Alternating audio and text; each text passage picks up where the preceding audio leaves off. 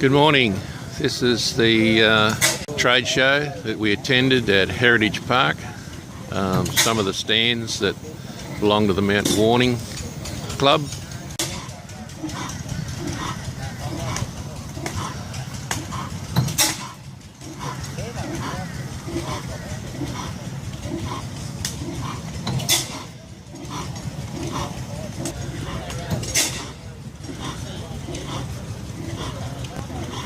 One of the larger tool displays, quite some interesting tools on display. This belongs to Henry, an avid collector.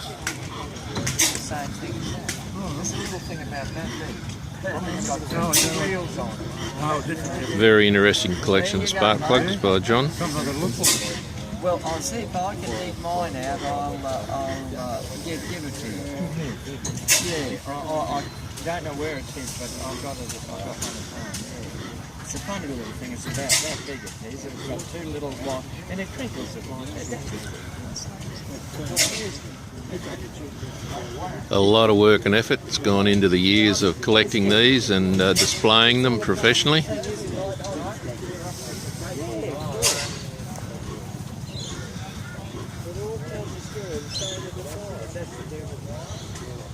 Zach's collection.